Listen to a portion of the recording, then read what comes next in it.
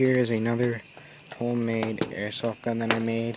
I tried to make it portable, but it isn't, so I had to hook it up to an air compressor. It's a medicine bottle with a tube in it. Like you've seen before, I've made my hairspray gun like that, but I added this air compressor trigger to it, and I hook it up with that right there, and it literally sprays out the BBs. After I get a few thumbs up, I'll do a how-to video, but right now I'm going to do a test fire.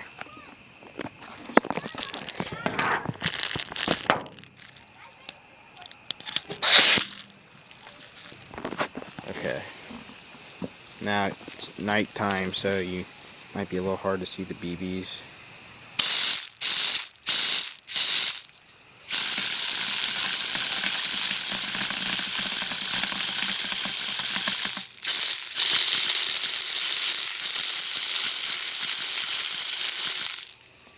Yeah, it's pretty neat. It eats up the BBs though.